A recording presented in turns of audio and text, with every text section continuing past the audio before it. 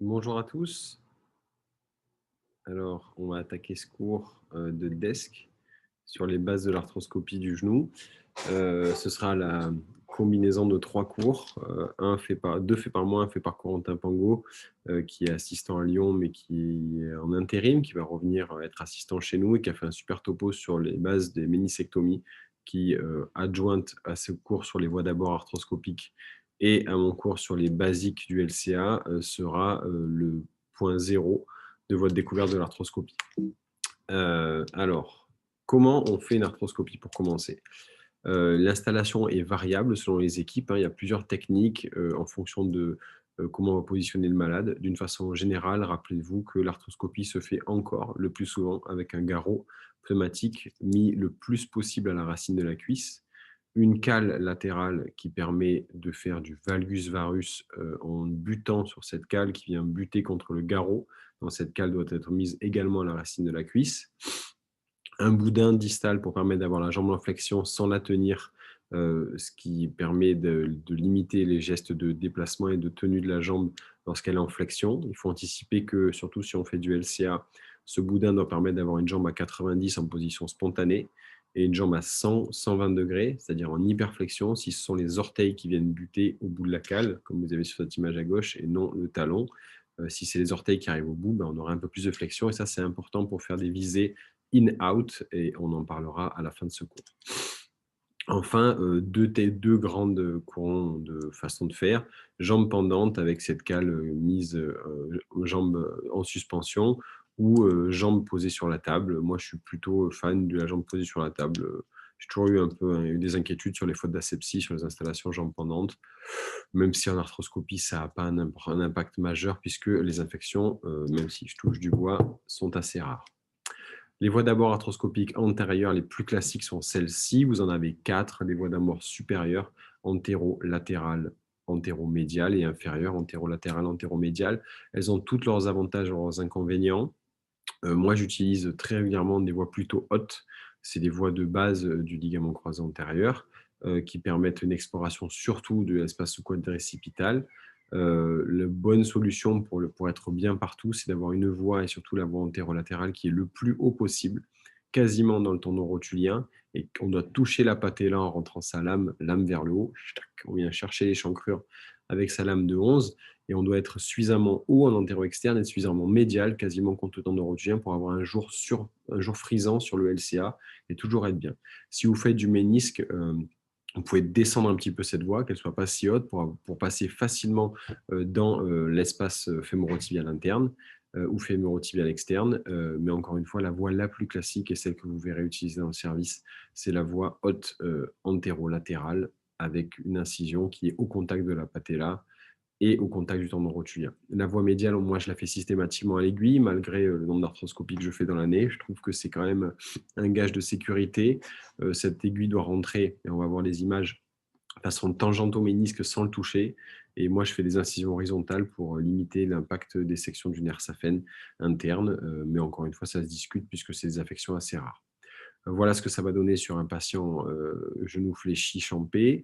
Vous voyez, 4 voies d'abord possibles. Je rajoute cette voie antérieure qui est transtendineuse, qu'on appelle la voie de Gilquist, qui se fait également à l'aiguille, qui permet d'aller chercher vraiment plus facilement la rampe postéromédiale, on verra, parce que c'est une voie qui se dédouane un petit peu de la courbure du condyle, des épines et surtout du LCA, qui va permettre de plonger très rapidement sous le LCP sans buter sur le ligament croisé antérieur, et ce, quand on veut faire des réparations postérieures. C'est une voie qui est surtout utile quand le LCA est intact et qu'on veut faire des réparations postéromédiales ou postérolatérales. Les voies supérieures et les voies postérieures que vous avez décrites ici sont la voie postéromédiale et la voie transseptale latérale, qui sont des voies qui se font uniquement sous contrôle de la vue, qu'elles soient médiales ou latérales, pour éviter de léser la veine saphène en médial, et le nerf sciatique poplité externe en latéral, ce qui peut poser pas mal de soucis post-opératoires.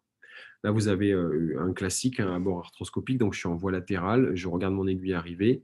On va voir tout à l'heure comment il faut faire avec l'optique. Et vous voyez, je vais poser cette aiguille qui va venir glisser sous le compartiment fémoro-tibial interne. Et là, je vais rentrer par-dessus ma lame de bistouri en laissant l'aiguille en place. Je rentre ma lame en horizontale Vous voyez, ma lame vient buter sur l'aiguille et j'évite en faisant ça de couper mon ménisque interne, de le fendre ou de l'ébrécher au niveau de sa corde antérieure qui est peut-être l'endroit le plus dur pour le réparer. Je passe une hache-tête pour ouvrir mon espace et permettre de passer ensuite des instruments. Et l'instrument suivant sera vraisemblablement un shaver dont la taille doit être évaluée avant de bien sûr l'ouvrir puisque les lames sont coûteuses. Et pour moi, techniquement, s'il n'y a pas d'anse de saut médiale, j'ouvre toujours un gros shaver parce qu'on arrive toujours avec un shaver 5,5 comme celui-là à passer en latéral. Et c'est vraiment en postéro-médial que c'est compliqué d'utiliser. Donc s'il n'y a pas d'anse de saut ou de gestes compliqués à faire sur le ménisque interne au niveau de sa racine, je pars sur un shaver 5,5. Autre vidéo, là vous voyez, on va voir comment faire pour passer en postéro-médial. Là vous voyez, je teste mon ménisque avec mon crochet, c'est la deuxième partie. Donc je viens glisser mon crochet, c'est important. Ménisque non vu égale ménisque non palpé égale ménisque non vu. Il faut impérativement, vous voyez, en deux temps, d'abord je vais chercher ma corne postérieure, je tire dessus, puis je passe dans la rampe pour voir. Là je vais passer en postéro-médial. Il y a une vidéo qui l'explique un tout petit peu plus après. Donc, vous voyez, là, je viens discrètement voir, ça c'est mon ligament croisé antérieur. Une fois que j'ai vu mon ménisque interne, je vais voir mon ligament croisé antérieur. Vous voyez, j'augmente mon zoom et ma qualité de l'image pour bien le voir. Et ça se règle en intra-arthroscopie grâce à des boutons. Donc là, vous avez un beau ligament croisé antérieur qui est intact. On va venir se mettre ensuite le genou en cabotte, donc on plie la jambe, on passe en 4 de chiffre en restant l'échancrure et spontanément l'arthroscope va glisser en le compartiment fémoro-tibial externe. Ce compartiment fémoro-tibial externe est plus facilement explorable avec cette caméra. Vous voyez l'aspect du ménisque, on dirait une vague. L'aspect en vague est un aspect de ménisque normal. On teste en deux temps, on vient tirer sur la corne postérieure du ménisque interne, on vient soulever la racine postéromédiale pour être sûr qu'il n'y a pas de lésion de racine, ce qui n'est pas le cas, elle est bien insérée en arrière du LCA sur l'épine postérolatérale. Je viens tirer, et là je vais chercher ce qu'on appelle le hiatus poplité. Donc il y a un espace vide de ménisque externe qui correspond au passage du muscle du tendon du poplité. Et vous voyez là, je vais passer, ça c'est le hiatus poplité, c'est normal que le ménisque ici ne soit pas inséré sur la capsule articulaire. Et là, on passe encore une fois en dessous pour explorer vraiment les lésions verticales qui peuvent survenir sur ce ménisque externe sans être vraiment visibles quand on le regarde de face comme ça. Donc le palpeur, encore une fois, primordial, on palpe systématiquement les ménisques, sinon ça ne sert à rien d'aller explorer le genou. Là, je vais repasser, donc je vais faire un bon, vous voyez, ma caméra tourne au fur et à mesure, ce n'est pas ma main qui bouge, c'est ma caméra qui tourne, on en parlera juste après. Et vous voyez, ça va me permettre d'explorer complètement la corne postérieure du ménisque interne. Je vais passer mon crochet, soulever ma racine, pour encore une fois être sûr qu'elle n'est pas lésée. Et ici, elle ne l'est pas, elle est intacte, cette racine, elle est bien insérée sur l'os, même si le ménisque a l'air un peu distendu. Et on vient tirer sur le ménisque pour essayer de façon satisfaisante de se repérer. Là, on est repassé dans une voie normale. Donc, vous voyez, là, je suis passé, j'ai aggravé mon cabote. Et ce tendon qu'on voit là, c'est le fameux tendon du poplité dont on parlait tout à l'heure. Donc, on est toujours en cabote, pardon. Et vous voyez la corne postérieure du ménisque externe que je descends. Et je viens chercher le passage musculaire du tendon du poplité, qui est juste en arrière du ménisque, qui est une bonne zone d'insertion de face fixe. C'est un peu décrié. Moi, je l'utilise pour mettre mes faces fixes. Là, je suis sorti du genou et on va passer à la vidéo suivante. Là, vous avez ce que vous allez avoir pour une vue postéromédiale. On va le voir en vidéo, c'est quand même bien plus joli. C'est Mathieu Tona qui travaille à la clinique Santi qui m'a produit cette vidéo que je trouve assez chouette parce qu'on voit l'extérieur et l'intérieur. Là, on est sur le ménisque interne. Le ménisque interne a une drôle de gueule, il bouge beaucoup, il est très renflé. Et donc, on va aller voir derrière. Donc là, pour aller voir derrière, je fais un petit break. On va venir passer l'arthroscope entre le LCP et l'épine postéro-interne. On revient glisser l'arthroscope en extension, on pousse l'arthroscope passer derrière, il y a vraiment un passage de claque, et à ce moment-là, on peut plier le genou et tourner la caméra, comme vous allez voir, ça va être fait. Et hop, là, on est passé derrière. Vous voyez, là, il est passé derrière le genou, il a plié le genou, et hop, on est en arrière du ménisque interne. Ce que vous avez là, donc on se repère à l'aiguille, vous voyez qu'il y a de la lumière au niveau de l'aiguille, ce qui permet de bien visualiser son point pour éviter de toucher la veine saphène. Et là, avec une lame de bistouri, il va rentrer, il vise avec son aiguille, il va rentrer pour venir toucher le segment postéromédial du ménisque, d'abord avec une lame. Alors c'est un geste qui au début ne fait pas très plaisir parce qu'il y a les vaisseaux pas loin. Puis avec un palpeur ou un shaver pour vraiment tester le ménisque. Là, vous voyez, il va disséquer le ménisque pour venir le réparer. L'aviver au shaver et enfin permettre de faire une suture méniscale en voie postéromédiale. Encore une fois, l'œil passe entre le LCP et le condyle médial et les instruments sont en arrière du genou.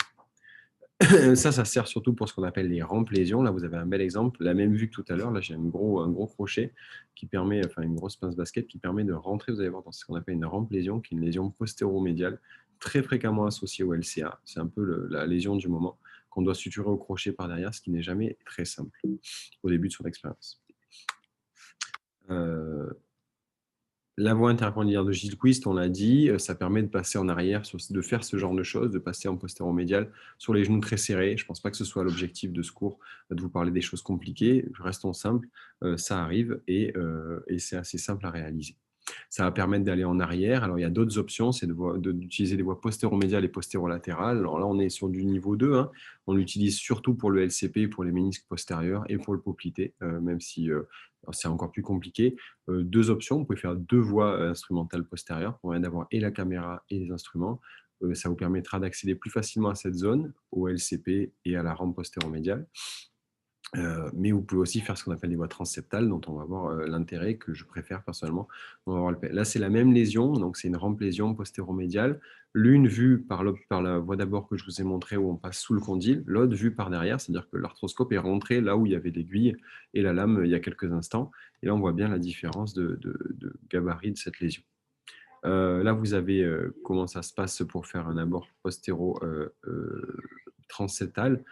Techniquement, on va laisser l'optique dans cette voie postéromédiale, on va monter au-dessus du LCP, on va pousser l'optique, et là, vous voyez, mon optique, il sort à la face latérale du genou. Une fois qu'on a fait ça, on peut retirer l'introducteur de l'arthroscope. Une fois que l'introducteur de l'arthroscope est retiré, on va passer la caméra, on va passer à ce qu'on appelle un switching stick, c'est-à-dire une barre qui permet de laisser cet orifice en place. Passer l'arthroscope de l'autre côté. Là, vous voyez mon arthroscope qui était postéromédial, c'est-à-dire à l'endroit où on a regardé notre rampe lésion tout à l'heure, mais on le passe en postérolatéral. Ça permet, si vous voulez, d'avoir deux optiques, d'avoir à la fois l'instrument et l'œil derrière le genou. Ça exige une learning curve assez serrée parce que c'est compliqué de voir tout en postéromédial. Mais par contre, ça vous permet, là vous voyez, on a une vision comme on l'avait tout à l'heure sous le condyle. Donc, c'est un monsieur qui avait un débridement postérieur majeur dans le cadre d'une raideur post-opératoire sur un LCA-LCP. Vous voyez, là, on est derrière, on ne comprend pas bien ce qui se passe. Le crochet ne comprend pas bien où est le ménisque, où est le condyle, où est la capsule. Et vous voyez, là, c'est la voie que j'ai. Ça, c'est la voie qu'on a si on passe en postéromédial, c'est-à-dire là où on avait la rampe lésion tout à l'heure. Vous voyez, on est passé en postéromédial, c'est encore pire, on comprend encore moins ce qui se passe. Et là, donc on a switché, et on passe en arthroscopie postérolatérale. Donc, encore une fois, je reconnecte tout en externe. Et une fois que tout est reconnecté en externe, ça me permet de travailler avec deux instruments derrière le genou, au lieu d'en avoir un devant et un derrière. Et donc, la triangulation dont on va parler se fait à plat. Qu'est-ce que ça donne comme image? Vous voyez, là, vous avez votre ménisque, là, vous avez votre capsule, et en haut, vous avez votre condyle. Donc, on comprend beaucoup mieux ce qui se passe. On voit que le ménisque est relativement intact, même si la cône postérieure est très touchée, mais qu'il y a cet amas de fibrose en arrière du genou qu'il va falloir nettoyer au shaver en protégeant le condyle. Et là, on n'a plus cette surprise de comprendre qu'est-ce qui se passe. Là, vous avez le condyle en haut, le ménisque en bas, et toute cette fibrose à enlever. Les bases de la vision, c'est finalement, on a qu'un seul instrument qui est l'arthroscope, qui permet de faire entrer ce qu'on appelle une lumière froide, c'est-à-dire une lumière qui rentre dans le genou. Et cet arthroscope, il a une vision. Alors en général, ils font 4 mm. Ils ont une vision sur d'étalement de 115 degrés à peu près, pas 90, 115 degrés. Et ils ont un focal oblique à 30, c'est-à-dire qu'au lieu de voir devant eux, ils voient incliné de 30 degrés. Ce focal oblique, il est vraiment important parce qu'il va vous permettre d'aller chercher dans les coins. Il faut toujours se rappeler que votre astroscope, il ne voit pas devant lui. Il voit légèrement incliné de 30 degrés vers le bas, vers le côté, et il y a une petite flèche dans votre caméra que vous voyez tourner. Je vais essayer de vous montrer si j'y arrive sur l'image d'avant, comme ça vous verrez. Est-ce qu'on a la flèche sur celui-là qui est visible? Non, on va revenir en arrière, on va trouver avec la flèche. La flèche, la flèche, la flèche. Elle est où la flèche? La flèche. Voilà, là vous avez la flèche. Ça c'est la flèche qui vous indique comment vous regardez. Ça veut dire que votre caméra, elle regarde vers le haut et l'avant. Donc cette flèche, c'est le marqueur d'où se trouve le focal oblique sur votre caméra. Je reviens là où j'en étais. Donc une fois que vous avez repéré votre flèche, vous savez à peu près dans quel axe regarde votre arthroscope. Et vous allez pouvoir modifier cet axe en tournant votre caméra tout en gardant votre arthroscope fixe. Donc c'est l'œil qui bouge en gardant la main fixe. Ça bouge sur 360 degrés. Donc vous allez bénéficier non seulement de l'ouverture de 30 degrés vers l'avant, mais de la capacité de votre œil à faire des tours par rapport à un axe central. Là, ce que j'ai voulu vous matérialiser avec ce joli petit animal, c'est que vous allez avoir une belle vision de ce que vous voudrez finalement. Il faut vous rappeler que si vous avez l'impression que votre main voit mieux que votre œil, c'est-à-dire que les instruments vont à l'endroit où vous voudriez voir, il faut juste inverser vos voies. Vous passez l'arthroscope dans la voie où vous aviez l'instrument, et inversement. Si vous avez l'impression que votre caméra touche ou pourrait enlever ou suturer un morceau, un endroit du genou auquel vous n'accédez pas avec votre instrument, ben vous croisez vos voies, vous verrez peut-être un peu moins bien, mais vous accéderez mieux. Et inversement, vous accéderez moins bien, mais vous verrez mieux. Donc, il faut se rappeler que tout est inversable. On met la caméra où on veut, devant, derrière, en interne, en externe. On fait à peu près tout ce qu'on veut dans un genou et on arrive à voir tous les compartiments du genou en ayant l'habitude de passer de l'un à l'autre. La triangulation, c'est quoi? C'est votre cauchemar pour faire de l'arthroscopie. Il faut 50 arthroscopies pour commencer à trianguler de façon tout à fait correcte et être à l'aise dans ces mouvements dans le genou. Alors la triangulation, c'est quoi? C'est de transformer cette image, qui est une image en 2D, en image 3D. Alors là, l'effet d'optique est inverse. Vous avez l'impression que c'est de la 3D alors que c'est de la 2D. Quand vous faites de l'arthroscopie, vous avez une image en 2D sur votre caméra, sur votre écran, qui est en fait une image en 3D. Et donc pour que votre cerveau puisse transformer cette image 2D en 3D, on fait ce qu'on appelle la triangulation, c'est-à-dire qu'on rajoute le toucher à la place de l'œil qui manque. Donc, faire de l'arthroscopie, c'est comme vivre avec un œil fermé, vous pourrez essayer. Et si vous voulez toucher des objets à distance, plus vous mettez votre main et vous allez toucher, plus vous y arriverez, parce qu'en fait, vous rajoutez en plus une certaine forme de proprioception et de distance tactile qui vous permet de voir en 3D. Moi, quand je fais l'arthroscopie, les instruments tombent toujours aux bons endroits, etc. C'est pas de la chance, c'est pas parce que il y a certains plus forts que d'autres, c'est que j'ai beaucoup galéré en triangulant et que maintenant ma triangulation se fait de façon plus sereine. Donc encore une fois, la triangulation, c'est quoi? C'est transformer une image fixe en 2D en une image avec une réalité entre guillemets augmentée grâce à votre instrument qui apporte une certaine forme de profondeur. Ça, il vous faudra beaucoup travailler en arthroscopie, sur simulateur, sur cadavre. On essaiera de faire le maximum de choses ensemble pour que ça s'améliore pour vous. J'espère que cette partie du cours vous a plu et je vais laisser la parole à Corentin. Donc, je vais couper ma caméra pour qu'on puisse l'écouter parler. Bonjour à tous, je m'appelle Corentin Pango, je suis chef de clinique à l'hôpital Lyon-Sud dans le service du professeur Pessy et je suis un ancien interne marseillais, un élève du professeur Olivier. Donc, je vais vous partager mes connaissances sur les tips and tricks des ménisectomies. Donc, en gros, comment faire quand on commence ce genre de chirurgie et quand on est interne et excellé. Alors, en introduction, comme je vous l'ai dit, c'est votre chirurgie. C'est une chirurgie qui, même si on pense qu'elle est très simple, est en fait difficile. Et souvent, ça dure 45 minutes. Alors, quand on voit des opérateurs entraînés, on se dit, c'est très facile, ils mettent 5-10 minutes.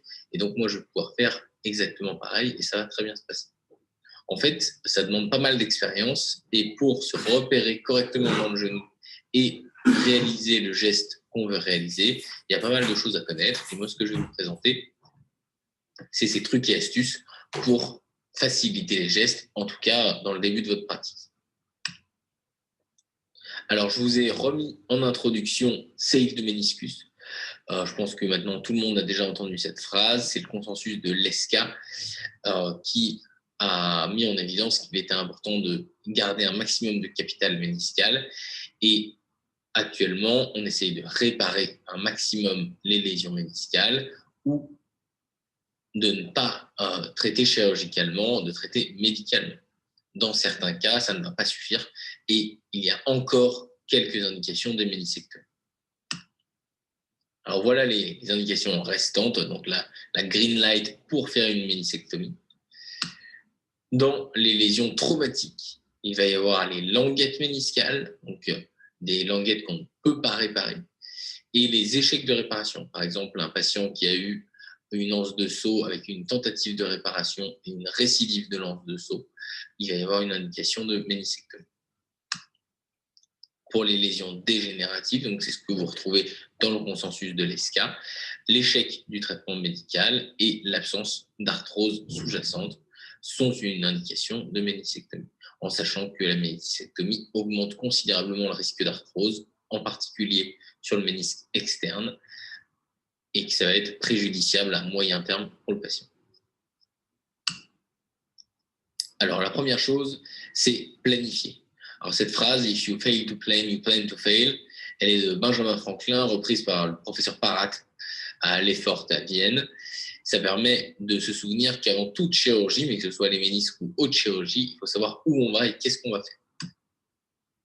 Pour les ménisques, ce qui permet de planifier, c'est l'IRM. Donc là, on a une belle IRM avec une anse de saut du ménisque interne qui est luxé dans l'échancrure. Il faut savoir quel type de lésion on va avoir, à quel endroit du genou, et ça va nous permettre de décider quel type de geste chirurgical on va faire, et dans le cadre des ménisectomies, comment on va positionner les voies d'abord et quel matériel on va utiliser. En ce qui concerne l'installation, on va voir qu'il y a deux types d'installations principales. Le plus important, c'est l'installation qui vous plaît. Donc l'installation que vous connaissez, celle avec laquelle vous avez appris, c'est celle qu'il va falloir privilégier. Il va falloir que le genou soit libre, donc que vous puissiez le mobiliser, on va voir, dans différentes positions pour pouvoir accéder aux différents segments du genou. Et idéalement, pouvoir opérer seul. Il faut pouvoir se débrouiller, faire sans aide opératoire une ménisectomie simplexe, parce que c'est le geste le plus simple sous arthroscopie. Donc ça, c'est une installation assez classique. L'appui que vous voyez là, c'est ce qu'on appelle l'arthrostress. Donc le patient est installé jambes pendantes au bord de la table. L'intérêt, c'est qu'on peut mobiliser librement en flexion-extension le genou et on peut donner des contraintes en valgus et en varus qui sont très importantes, plus importantes que dans d'autres installations.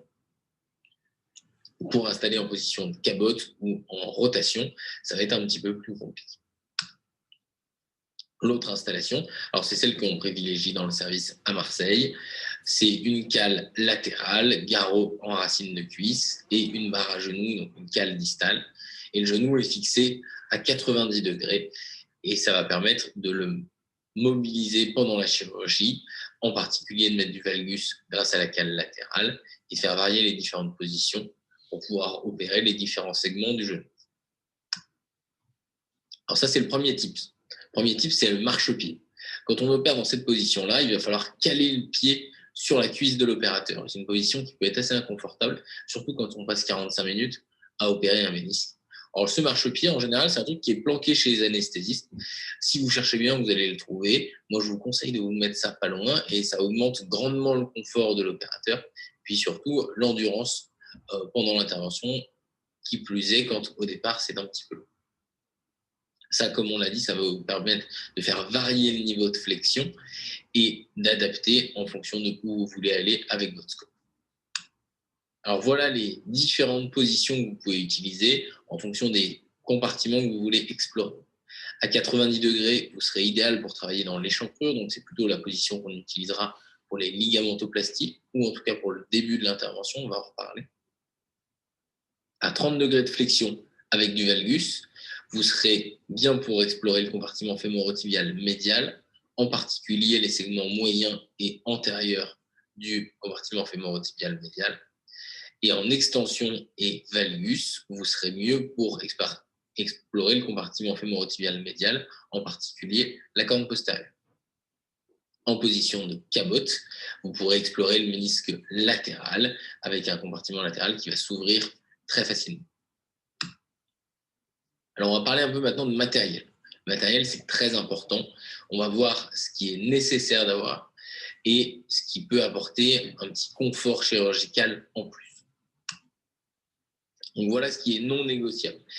Ça, c'est les 4 instruments qui sont suffisants pour faire une ménisectomie et qui sont indispensables. Si on a plus, tant mieux. Si on a que ça suffit. Donc, tout d'abord, le palpeur, qui va être le premier instrument qui va permettre d'évaluer le ménisque et de faire le bilan lésionnel en entrant, donc une fois qu'on verra correctement dans le genou. Comme disait M. Beaufils, un ménisque non palpé est un ménisque non vu. Donc, ça veut dire que si à un endroit où vous n'arrivez pas à aller avec votre palpeur, considérez que vous ne savez pas s'il y a une lésion ou pas. Ensuite, la pince basket, ça on va en reparler puisqu'il y a plusieurs choses à dire. Une pince préhensive qui va permettre d'enlever les morceaux de ménisque qui ont été dans l'articulation et évidemment un arthroscope. Alors, la pince basket, j'en profite pour faire une petite parenthèse sur ce livre du bon usage des instruments en chirurgie orthopédique qui est publié en 2003 par M. Favard et qui est très instructif, alors pas uniquement sur l'arthroscopie, mais sur tous les différents instruments de chirurgie orthopédique et comment on s'en sert. Moi, j'ai appris beaucoup de choses et en fait, il y a plein de choses qui sont probablement du vieux savoir orthopédique et qui se perd. Donc, je vous encourage à le lire.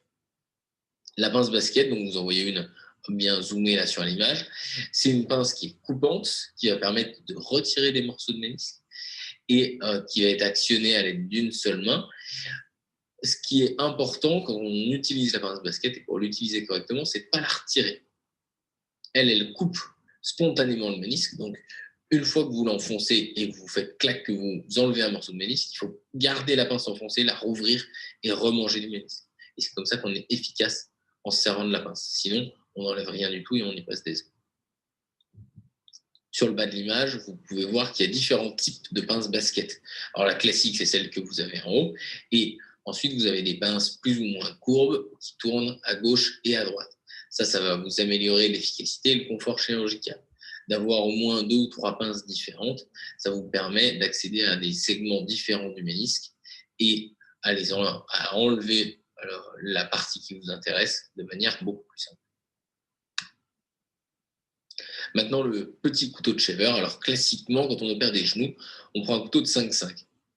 Le couteau de 5,5, il va être très pratique pour shaver votre OFA ou alors pour shaver un croisé si vous faites une ligamentoplastie. Mais le petit couteau de shaver, moi, je vous encourage à le prendre quand vous opérez des ménisques parce qu'il va permettre soit d'aviver des lésions si vous faites des sutures, mais surtout d'aller retirer des languettes méniscales qui vont venir grâce à l'aspiration. En jouant avec l'aspiration, vous allez pouvoir enlever une grosse partie du ménisque de manière plus facile qu'à la basket.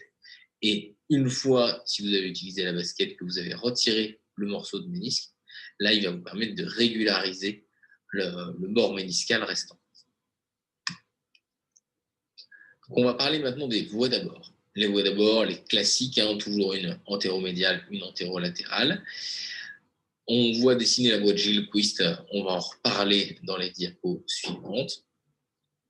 Alors, ce qui est important dans les voies d'abord, et vous le verrez avec l'expérience, au début, on fait tout le temps les mêmes, et après, on se rend compte qu'en fonction de la chirurgie qu'on veut faire et du type d'endroit qu'on veut opérer dans le genou, on peut les positionner différemment.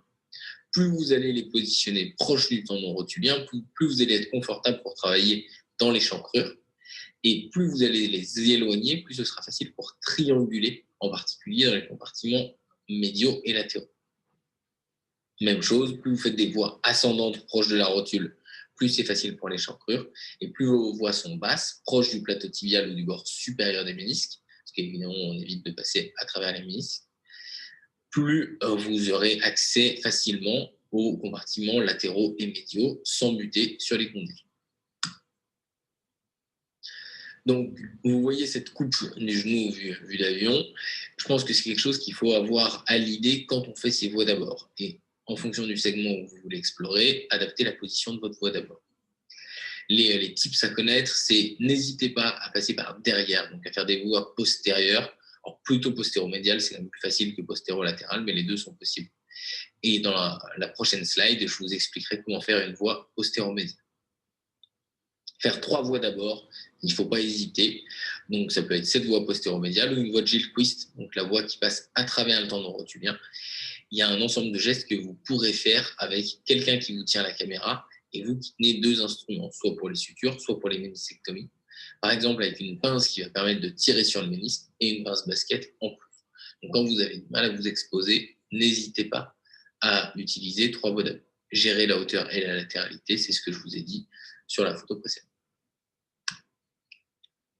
Alors, la voie postéromédiale, donc pour aller voir en postéromédial, il faut passer le scope dans les chancrures. Donc là, vous avez un bon schéma du triangle dans lequel il faut se placer. Il faut se placer entre le condyle médial et le LCP.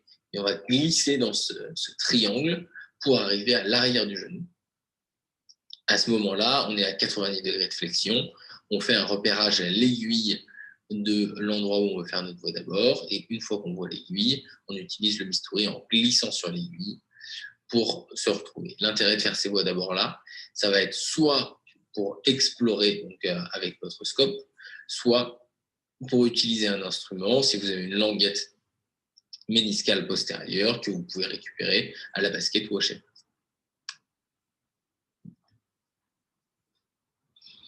Maintenant, les voies d'abord, donc une chose en plus, c'est penser à faire une voie instrumentale horizontale. Alors ça, c'est un petit tips, c'est que quand vous allez vouloir voir les ménisques, plus vous avez de degrés de mobilité dans le plan horizontal, plus c'est facile.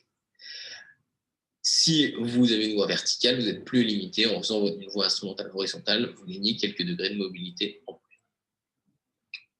Pensez à inverser les voies. Donc, s'il y a des segments que vous n'arrivez pas à atteindre avec vos voies habituelles, on a habituellement l'arthroscope en latéral, et bien passer l'arthroscope en médial et la voie instrumentale en latéral, ça va vous ouvrir de nouveaux horizons. Toujours dans l'exposition, donc vous avez compris, hein, l'important c'est de bien voir le pie crusting. Donc je pense que la plupart d'entre vous ont déjà entendu ce terme au moins une fois au bloc. Le pie crusting, c'est la section partielle du LLI. Donc on prend un petit trocard rose et on va venir gratter le LLI, donc plutôt au ras du tibia, donc bien en dessous de l'interligne articulaire, en médial évidemment. Le but, ça va être d'ouvrir le compartiment fémorotibial médial. On maintient le scope en intra-articulaire, comme ça on voit que le compartiment s'ouvre. Vous pouvez voir sur les photos, entre la A et la C, il y a eu le pie crusting et ça permet d'avoir un espace suffisant pour travailler. C'est un geste qui est très important quand on travaille surtout sur les cornes postérieures des ménisques, qui sont des espaces un peu plus confidentiels. Alors maintenant, on va parler de technique. Donc, comme je vous l'ai dit, le plus important, c'est d'avoir une bonne exposition. Une bonne exposition, c'est valable pour n'importe quelle chirurgie, c'est valable pour une prothèse de hanche, une prothèse de genou, mais encore plus en arthroscopie, puisque si on ne voit pas correctement, on va avoir des problèmes pour faire un diagnostic correct de la lésion et ensuite pour pouvoir la traiter. Donc, une fois que vous voyez bien, là, vous pouvez commencer à opérer. On a déjà parlé de la planification, des voies d'abord, donc maintenant, on va voir la technique chirurgicale au fur et à mesure dans l'ordre chronologique où elle se fait pendant la chirurgie. Une fois que vous rentrez dans le genou, donc classiquement, on se retrouve dans du OFA, perdu dans le genou. Le premier truc que moi j'aurais à vous dire, c'est penser à shaver du OFA. Classiquement, on dit que ça fait des douleurs antérieures si on a placé. Le respecter, c'est très bien, mais au début, c'est pas toujours évident. Il faut se créer une chambre de travail. Une fois qu'on a un espace de travail confortable et qu'on se repère bien, là, on peut commencer à travailler. Il y a un truc un peu plus classe que de shaver du OFA pendant 10 minutes, c'est de couper le ligament suspenseur du OFA. Alors, ce ligament suspenseur, c'est en fait une plica infrapatellaire qui relie le OFA à l'échancrure intercondylienne. Donc, quand vous rentrez, vous voyez l'échancrure intercondylienne. Si vous coupez avec un petit coup de shaver cette plica, il va y avoir le genou qui va se gonfler naturellement et le OFA va avancer vers vous et ça va vous créer un espace de travail. C'est plus élégant et ça va beaucoup plus vite. Ensuite, donc en paire opératoire, le repérage va être important. Donc réussir à savoir où on est et à avoir le scope et l'instrument dans le même champ de vision. Souvenez-vous, vous avez un scope à 30 degrés. Donc le scope ne regarde pas tout droit, c'est quelque chose qu'on peut avoir tendance à oublier au début quand on opère. Et un autre tips pour se retrouver quand on a du mal, c'est toucher le scope avec son palpeur ou avec son instrument, puisque ça c'est assez facile en triangulant. Même si on ne se voit pas, on arrive à se sentir. Et une fois qu'on se sent, on fait glisser l'instrument sur le scope et on le retrouve dans le champ de vision. En ce qui concerne le ménisque latéral, donc le ménisque latéral, comme je vous ai dit, l'exposition est assez facile. On se met en position de cabote. On a un espace qui va s'ouvrir assez naturellement. Le seul piège, c'est le hiatus du poplité. Vous savez qu'il y a le tendon du poplité qui est juste derrière et c'est un ménisque qui est particulièrement mobile. Pour ça, si le ménisque latéral est hypermobile, il ne faut pas s'inquiéter, ce n'est pas forcément pathologique.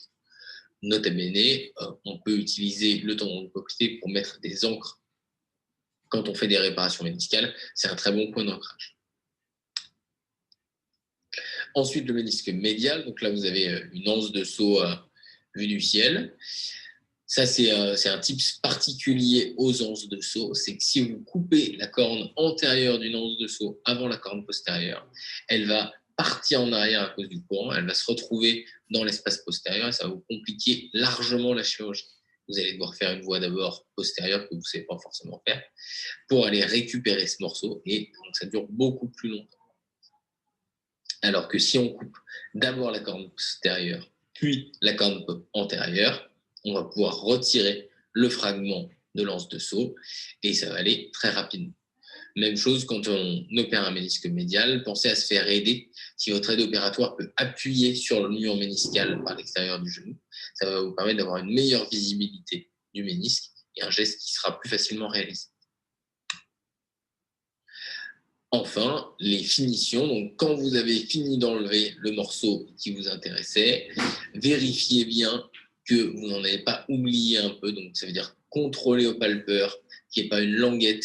Souvent, on peut voir un bump, on voit le ménisque qui est gonflé, qui est trop épais. Ben, c'est qu'on en a oublié une languette à l'intérieur. Ça, faut bien éviter ce genre de piège. Pensez à l'économie méniscale. Donc, une fois que vous avez enlevé la partie, on n'enlève que la partie pathologique, un petit coup de shaver pour faire propre, et plus on en garde, mieux c'est. Donc, les messages à retenir de ce topo, c'est penser à inverser les voies, pensez à faire varier les positions du genou en fonction de comment est-ce que vous opérez. Pensez au pie crusting, surtout pour le compartiment interne, et comme disait M. Beaufils, un ménisque non palpé est un ménisque non vu. Je vous remercie pour votre attention.